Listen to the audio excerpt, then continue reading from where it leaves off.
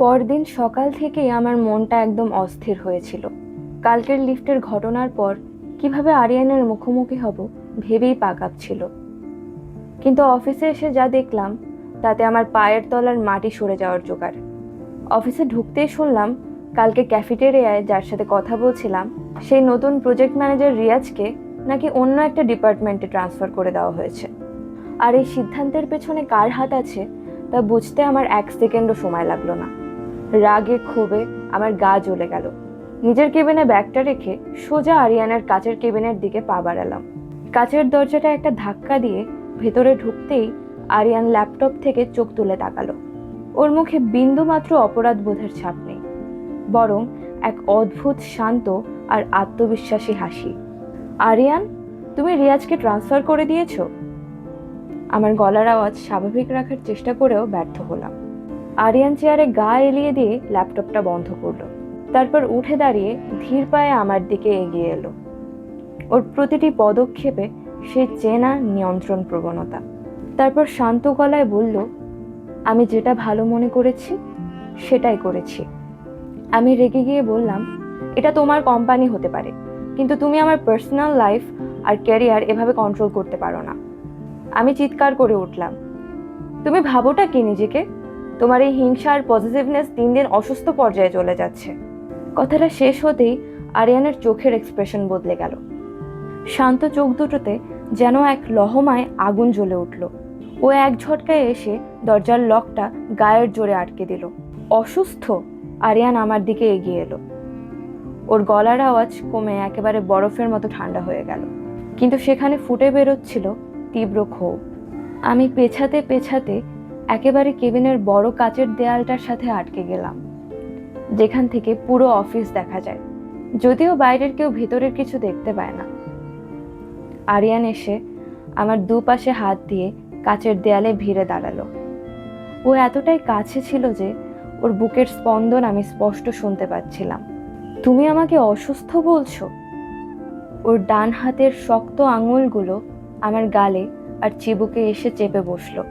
তোমার কি ধারণা আমি তোমাকে অন্য কারোর সাথে হেসে হেসে কথা বলতে দেখে শান্ত থাকবো? কালকে লিফটে যা করেছি সেটা শুধু একটা ওয়ার্নিং ছিল। আরিয়ান, প্লিজ, কেউ দেখে ফেলবে। আমি হাত দিয়ে ওর হাতটা সরানোর চেষ্টা করলাম, কিন্তু ওর শক্তির সামনে আমার চেষ্টা ছিল একেবারে তুচ্ছ। ও আমার কানের কাছে ঝুঁকে এসে ফিসফিস করে বলল, কেউ দেখতে পাবে না, কিন্তু তুমি এখন আমাকে দেখবে।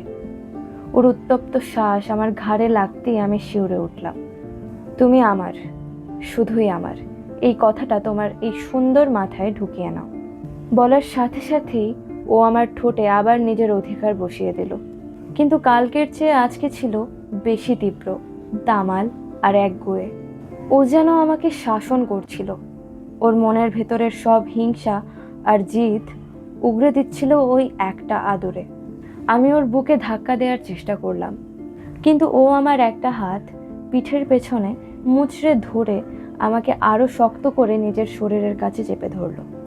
কাচের দেয়ালে হেলান দিয়ে থাকা অবস্থায় আমার নিঃশ্বাস বন্ধ হয়ে আসার উপক্রম হলো।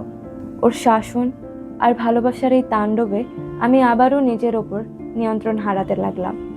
আমার হাতের বাঁধন আলগা হয়ে এলো, আর আমি বাধ্য হয়ে ওর শার্টের কলারটা শক্ত করে আঁকড়ে ধরলাম।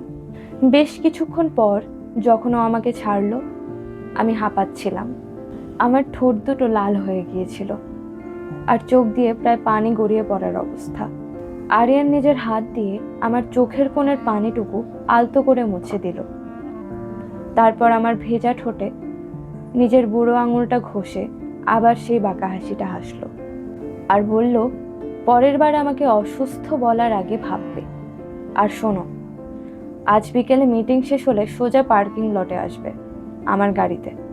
কোনো না শব্দ আমি শুনতে চাই না। কথাটা বলেই ও নিজের চেয়ারে বসে ফাইল খোলায় মনোযোগ দিল, যেন কিছুই হয়নি। আর আমি কাঁপতে থাকা শরীর নিয়ে ওর কেবিন থেকে বেরিয়ে এলাম। বুকটা দুরু দুরু কাঁপছে, এক অদ্ভুত ভয় আর অদম্য অনুভূতির দোলাচলে। ভিডিওটি এ পর্যন্ত দেখার জন্য সবাইকে ধন্যবাদ।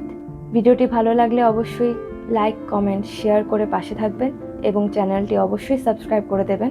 বেল বাটনটি বাজিয়ে আমাদের পাশে থাকবেন আরও নতুন নতুন এমন গল্প পাওয়ার জন্য। সবাইকে ধন্যবাদ। আর কমেন্ট সেকশনে জানাবেন আপনারা কী ধরনের গল্প শুনতে চান।